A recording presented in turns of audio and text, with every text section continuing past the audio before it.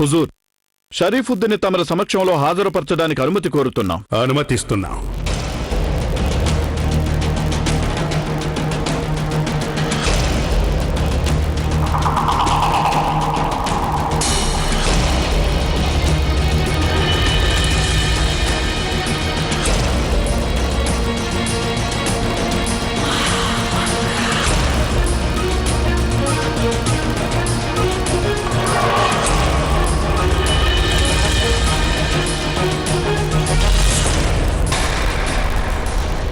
మేము అడగదలిచిన ప్రశ్నలకి జవాబులు చెప్పకుండానే గతంలో నువ్వు పారిపోయావు. ఇప్పుడు అవే ప్రశ్నలు అడుగుతున్నావు.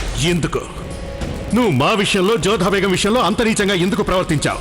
నువ్వు మా చెల్లెడు బక్షీబానుని ఒక పావులా ఎందుకు వాడుకున్నావు? ఎందుకంటే నాకు ఎవరో రాజపుత్ర స్త్రీ మొగలాయి వంశస్థుల బేగం కావడం ఇష్టం లేదు.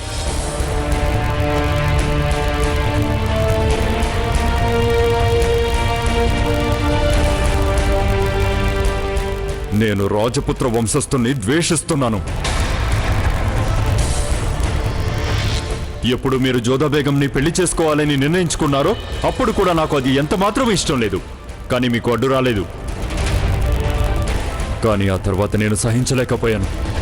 నాకు తమరి విషయంలో ఎలాంటి కోపం లేదు షహన్షా. కానీ నేను జోధా బేగంని మొఘలాయి సామ్రాజ్యపు బేగంగా ఒప్పుకోలేను. మొఘలాయి వంశానికి ఎవరు బేగంగా రావచ్చో ఎవరు రాకూడదో అనేది నిర్ణయించే హక్కు కేవలం షహన్షాకే ఉంది. ఒక సుబేదార్కి ఆ హక్కు లేదు. నీ సుబేదార్ పదవిని రద్దు చేస్తూ ఆనాడు నీ కుట్రకి శిక్ష విధించేశాము. కానీ ఇంకా నీకు నీ ద్రోహానికి శిక్ష విధించవలసి ఉంది.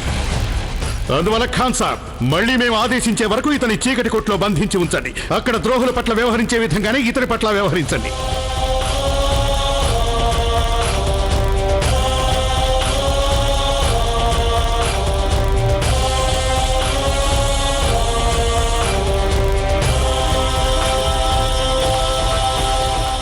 ఈ సందర్భంలో మేము ఇంకో ప్రకటన కూడా చేస్తున్నాం. మునీం ఖాన్ ఎప్పుడూ తన సామర్థ్యాన్ని నిరూపించుకుంటూనే ఉన్నాడు. అతను కేవలం కాబూల్ని అదుపులో ఉంచడమే కాక రాజద్రోహి షరీఫుద్దీన్ కూడా మా ఎదుట నిలబెట్టాడు. అందువల్ల నేటి నుంచి మునీం ఖాన్ని సైనిక వ్యవహారాల మంత్రిగా నియమిస్తున్నాం.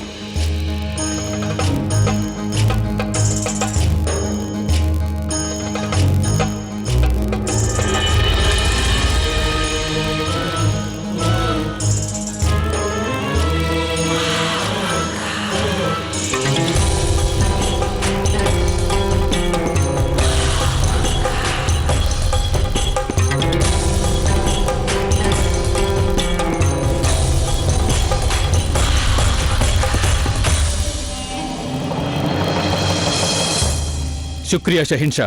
ఈ సేవకుడు సామ్రాజ్య రక్షణ కోసం అవసరమైతే ప్రాణాలు ఇవ్వడానికి కూడా సిద్ధంగా ఉన్నాడు.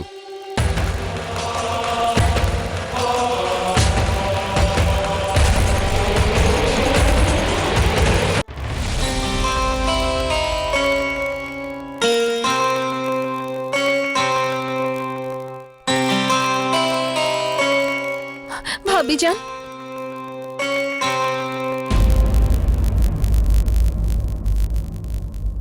నేను భయపడినట్లుగానే అలాగే జరిగింది. నాకు తెలుసు షరీఫ్ సాహెబ్ భాయిజాన్ నుంచి తప్పించుకోలేరు అని. ఎంతకాలం అలా పారిపోగలరు? భాయిజాన్ సైనికులు వారిని పట్టుకున్నారు కదా. ఇక వారికి శిక్ష తప్పదు. అప్పుడు బక్షీబాను తమరు. లేదు భాబీజాన్, ఈసారి నా ప్రేమకి నేను లొంగిపోను. నా బంధానికి తల వంచను. ఎట్టి పరిస్థితుల్లోనూ నేను వారిని కలుసుకోను. అది నాకు చాలా బాధగానే ఉండొచ్చు. కానీ నేను చేసిన దుష్కృత్యానికి, అంతటి నీచమైన పనిలో వారికి చేయూతనిచ్చినందుకు ఇలాంటి శిక్ష పడవలసిందే. కానీ భాబీజాన్, నేను వారి గురించి అడగడంలో తప్పలేదు కదా. ఎలా ఉన్నారు వారు? క్షేమంగా ఉన్నారు కదా అని. బక్షీబాను, వారు బాగానే ఉన్నారు. శుక్రియా భాబీజాన్. తమరిక్కడికి వచ్చినందుకు, నాతో మాట్లాడినందుకు నా మనసు తేలిక పడింది. ఆయన బాగున్నారని చెప్పారుగా.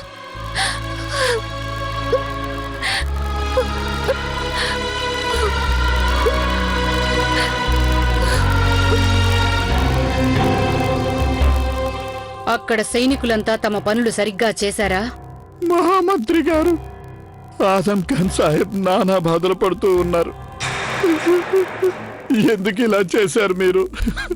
నేను నిన్ను ఏం అడిగాను రేషం? అక్కడ సిపాయిలు తమ పని సరిగ్గా చేశారా అని.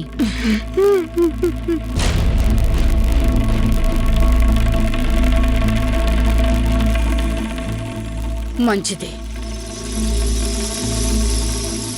నా కోసం ఇంకో పని చేస్తావా రేషం?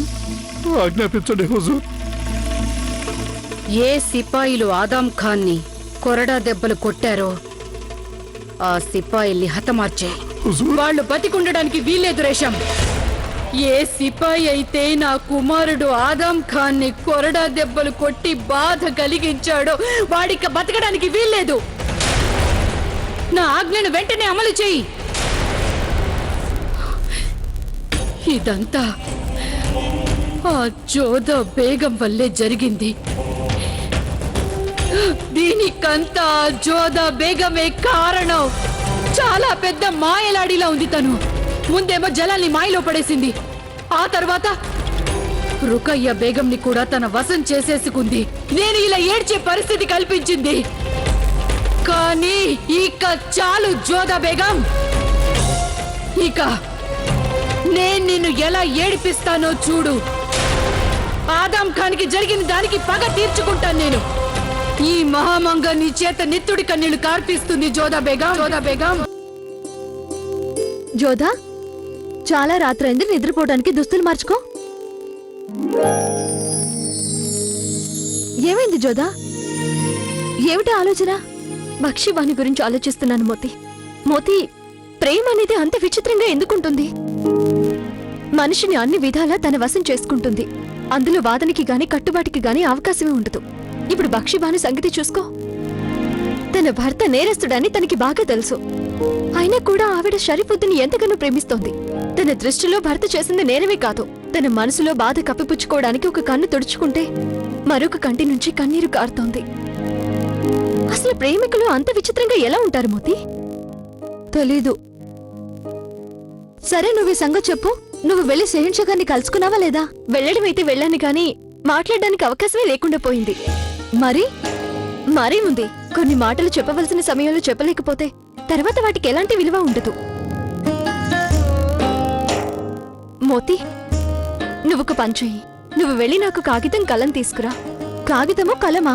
ఈ వేళప్పుడు ఎవరికి లేఖ రాస్తావు? ఆమెరు గాని గుర్తుకొచ్చిందా? షహిన్షా గారికి లేఖ రాయాలి. ఇప్పుడు నేను ఆయనకి చెప్పలేకపోయిన మాట లేఖలు రాసిచ్చేద్దాము. అప్పుడు సంగతి ఆయనకు కూడా బాగా అర్థమవుతుంది. అంతేకాకుండా లిఖితపూర్వకంగా ఉన్నవి ఎక్కువ కాలం జ్ఞాపకం ఉంటాయి.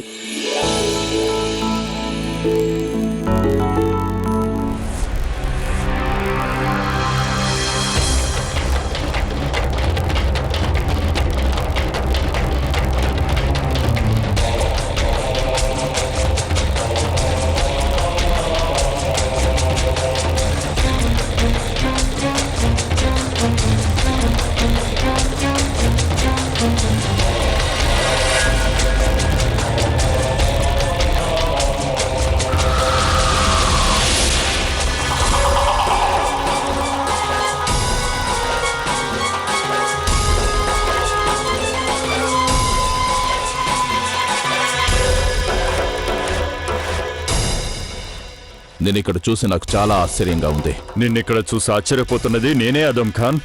మహామంత్రి మహామంగ గారి కుమారుడు కారాగారంలోనా? నా సంగతి పక్కన పెట్టు. నాకైతే పారిపోయే వీలు కూడా దొరకలేదు.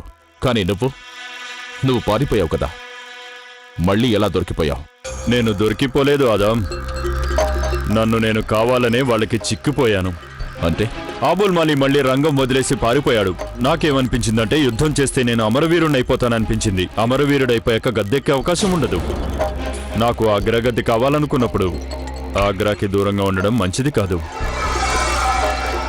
అందుకని నేను ఆగ్రాకి చేరువలోనే ఉండాలి. ఒకవేళ జలాలు గనక నేను హతమారిస్తే? ఒక్క విషయం నాకు బాగా తెలుసు ఆదాం. జలాల్ నన్ను హతమార్చేసి మళ్లీ తన చెల్లెల్ని వితంతువని చేయడు. నేనేమనుకున్నానంటే జలాల్కి క్షమాపణలు చెప్పి ఇక్కడే ఉంటూ తర్వాత ఎత్తువేయచ్చు అనుకున్నాను. ఇంతకీ నీ సంగతి చెప్పు. నువ్వెలా ఇక్కడ పడ్డావు? బహుశా మనిద్దరి జీవితాలు ఒకే తాడుకు ముడిపడి ఉన్నట్టున్నాయి. నువ్వేమో జలాల్ని అతని భార్యకు దూరం చేయాలని ప్రయత్నించావు. అలాగే నేను కూడా. అదంతా చాలా పెద్ద కథ. ఇక మనం కలిసి గడపడానికి ఇంకా చాలా వ్యవధి ఉంది. రా కూర్చో, ఒకరి కథ ఒకరికి చెప్పుకుందాం. రా.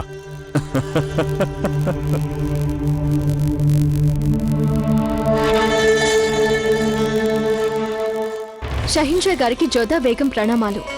నా మనసులో మాట మీకు ఎలా చెప్పాలో తెలియడం లేదు. తమరు తస్లీం వ్యవహారంలో తీసుకున్న నిర్ణయం మీ విషయంలో నా మీద ఎంతగానో పనిచేసింది. మీ న్యాయ కౌశల్యం చూసి నేనెంతగానో గర్విస్తున్నాను. నేను మిమ్మల్ని ప్రశంసించాలనుకున్నాను, కానీ అందుకు అవకాశం లభించలేదు. అందుకని తమరి నిర్ణయం, తమరి కార్య కౌశల్యం నాకెంతో ఆనందం కలిగించాయని ఈ లేఖ ద్వారా తెలియజేయదలిచాను. ఇట్లు తమరి రాణి జోదా.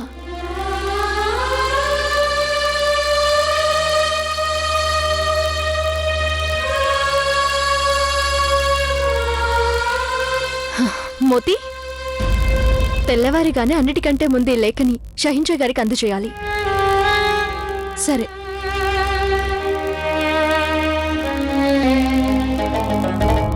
చాలా బాధాకరమైన విషయం షెహన్షా. మనకి ఎంతో ఆప్తులుగా ఉన్నవాళ్లే ఈ విధంగా మనల్ని మోసం చేశారు. ఆదాం ఖాన్, షరీఫుద్దీన్లు వాళ్ళిలా చేస్తారని అనుకోలేదు. అదేం పెద్ద గొప్ప విషయం కాదు పెద్దమ్మ. ఒక బాద్షాకి ఎంతమంది మిత్రులుంటారో అంతేమంది శత్రువులుంటారు. ఖాన్ బాబా చెప్పిన ప్రకారం ఒక బాద్షాకి శత్రువులు అతని పక్కనే ఉంటారట. బాద్షా వాళ్ళని గుర్తించవలసి ఉంటుందంతే. మాకెంతో చేరువుగా ఉన్నారు ఆ ఇద్దరు మహావీరులు, కానీ తిరుగుబాటుదారులైపోయారు. వాళ్ళిద్దరూ మా బేగంల విషయంలో మా మీద తిరుగుబాటుకు దిగారు. షరీఫుద్దీన్ జోధా బేగం విషయంలో ఇలాంటి పనికి పాల్పడితే, ఇక ఆదం ఖానేమో రుకయ్యా బేగం విషయంలో అలా. షహిన్షా, మోతీబాయ్ తమని కలవడానికి అనుమతి కోరారు. అనుమతిస్తున్నా. ప్రణామాలు షహిన్షా. ప్రణామాలు మహామంగా. షహిన్షా, జోధా బేగం తమరికి లేఖ అందజేయమన్నారు.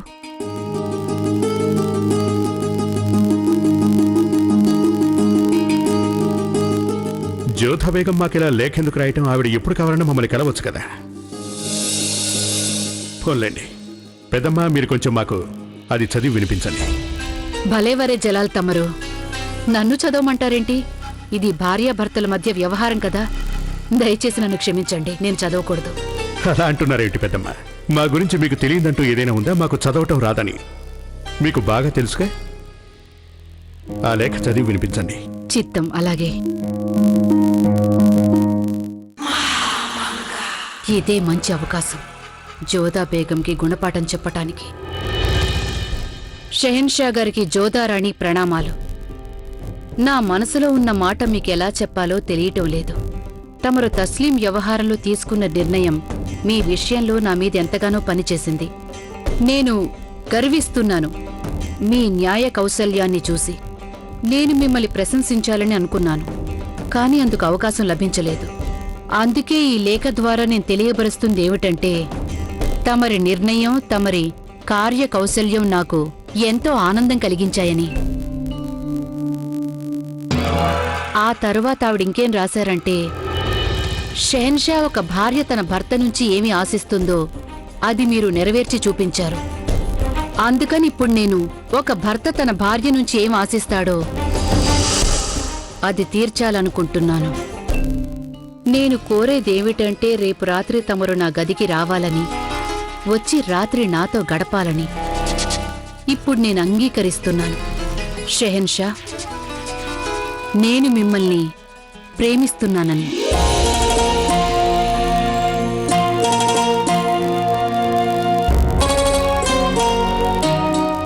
ఇట్లు తమరి విశిష్ట రాణి జోధా బేగం. అభినందనలు షెహన్షా. జోధా బేగం తమరిని అంగీకరించింది. నేనిందుకెంతో సంతోషిస్తున్నాను. నా అభినందనలు మీకు. మాకు ఆశ్చర్యంగా ఉంది పెద్దమ్మ. ఆదం ఖాన్ జైల్లో ఉన్నా మీరు ఆనందిస్తున్నారేంటి? నేను మీ విషయంలో ఆనందించాను జలాల్. మీరు మాత్రం నా కుమారుడు కాదా? ఒక కుమారుడు బాధకి గురిచేశాడు, కానీ ఇంకో కుమారుడి విషయంలో నేను ఆనందిస్తున్నాను. చాలా సంతోషంగా ఉంది నాకు.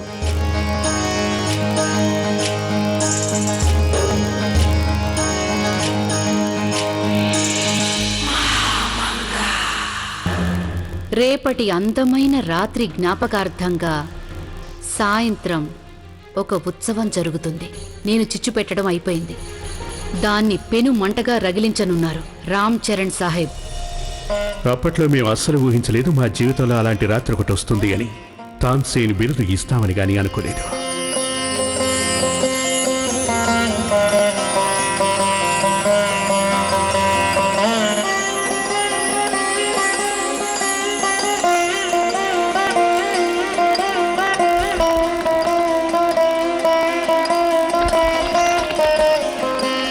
ఆ రోజు రాత్రి రామ్ చరణ్ పాండే గారు మాలో ప్రేమ స్వరాలు పలికించారు. తాన్సేన్ గారి సంగీత వల్లరితో ఒక నూతన గాథ ఆరంభమైంది. అస్సలం వలైకుం జలాల్. వాలేకుం అస్సలాం పెద్దమ్మ. చాలా ఆనందంగా కనిపిస్తున్నారు, కూర్చోండి. శుక్రియా జలాల్. ఇది ఆనందించవలసిన విషయమే. రేపటి ఉత్సవానికి మరింత వన్నె తేవడానికి నాకు ఒక ఆలోచన వచ్చింది. చెప్పండి. రాజా రామచంద్ర గారి దర్బారులో ఒక గొప్ప సంగీత విద్వాంసులు ఉన్నారు.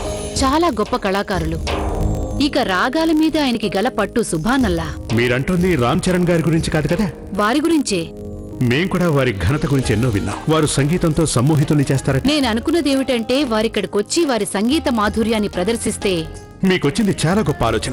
రామ్ చరణ్ చాలా గొప్ప విద్వాంసుడు. అధికారపూర్వకంగా వారిని ఆహ్వానిస్తాం. ఇది షెహన్షా కోరికని వారికి తెలియజేయండి.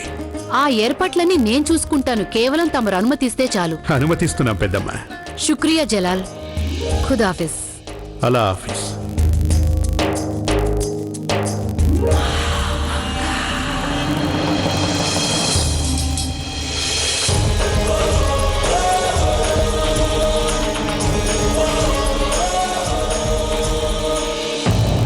షహన్షా జలాలుద్దీన్ మహమ్మద్ వారు ఆహ్వానించినంత మాత్రాన నేను అక్కడికి ఎందుకు వెళ్ళాలి? మీరేం మాట్లాడుతున్నారు విద్వాంసుల వారు? వారు మొఘలాయి సామ్రాజ్యపు బాద్షా. భారత ఖండంలో అందరికంటే గొప్ప శక్తి గలవారు. నా ఉద్దేశంలో మీరు వెళ్ళడమే మంచిది. అది చూద్దాం మహారాజా. ఆ మొఘలాయి బాద్షా సంగీతాన్ని ఎలా ఆస్వాదిస్తారో చూద్దాం. రీవా మహారాజు రామచంద్ర గారి కోరికపై విద్వాంసుడు రామ్ చరణ్ పాండే మొఘలాయి బాద్షా దర్బారులో సంగీత కచేరీ చేయడానికి అంగీకరించారు. ఈ సమాచారం తెలియగానే భవనమంతటా ఆనందం వెల్లివిరిసింది. అందులో ఆశ్చర్యమేముంది? ఒక సంగీత చక్రవర్తి హిందూ దేశపు చక్రవర్తిని కలవనున్న తరుణం అది. ఒప్పుకోవాల్సిందే. మహామంగ చాలా మంచి సలహా ఇచ్చింది. వారి కంఠం ఎవరినైనా మంత్రముగ్ధుల్ని చేస్తుందట. ఆ మంత్రం ఏదో జోధా జలాల్ మీద కూడా పనిచేయాలని ఖుదాని ప్రార్థిస్తున్నాను. మంత్రం పనిచేయటానికి వారిని ఇక్కడికి ఆహ్వానించడం జరిగింది. జలాల్ జోధా బేగంల మీద మంత్రంలా పనిచేస్తుంది రామ్ చరణ్ గారి సంగీతం. కానీ ఆ మంత్రం పరిణామం కేవలం నేను కోరుకున్నట్టుగానే జరుగుతుంది. ఇది నిజంగా చాలా గొప్ప సమాచారం. ఆయన సంగీతం వినడం అంటే ఎంతో అదృష్టం ఉండాలి. వారిని కళ్ళారా చూడొచ్చు. అంతకంటే మహాభాగ్యం మరొకటేముంటుంది మోతి? చాలా ఆనందంగా ఉందా? ఎందుకుండదు మోతి? షుజామల్ అన్నయ్య వీరి విషయంలో నాకు ఇదివరకే చాలా గొప్పగా చెప్పారు. ఒక హిందూ సంగీత కళాకారుడికి మొఘలాయి దర్బారులో ఇంత గౌరవం లభించనుందంటే అది తలుచుకుంటుంటేనే చాలా గర్వంగా ఉంది నాకు. మీకు తెలుసా, రాగ విన్యాసాలలో సామ్రాట్ ఆయన. వారు ఎలాంటి రాగం పాడినా దాని ప్రభావం చుట్టుపక్కల వాతావరణం పైన స్పష్టంగా ఉంటుంది. అంతటి మహా సంగీత సంపన్నుణ్ణి చూడగలగడం మనలాంటి వాళ్ళందరికీ మహాభాగ్యం లాంటిది మోతి. ప్రతి ఒక్కరూ వారి రాక కోసం ఎదురు చూస్తున్నారు. షెహన్షా నుంచి సామాన్యుడి వరకు అందరూ వారి కోసం వేచి ఉన్నారు. సంగీత సామ్రాట్ రామ్ చరణ్ పాండే కోసం నిరీక్షిస్తున్నారు. రామ్ చరణ్ పాండే ఆ దర్బారులో కాలు పెట్టడంతో వారికొక కొత్త పేరు, అత్యంత గౌరవం, ఒక కొత్త బిరుదు లభించనున్నాయి. వారికొక కొత్త జీవితంతో పాటు లభించనున్న కొత్త పేరు తాన్సేన్.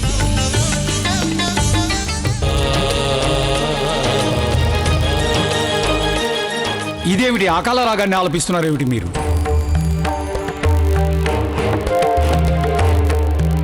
కళాకారులను ఎవరూ దేనికి నిర్బంధించలేరు. కానీ మిమ్మల్ని చూస్తే మీకు ఆగ్రా వాతావరణం నచ్చినట్టుగా లేదు. తమరిని ఒక విషయంలో మెచ్చుకోక తప్పదు. మీ ఎదుట ఉన్న వ్యక్తి మనసులోని అన్ని భావాల్ని తమరు చాలా చక్కగా గ్రహిస్తారు.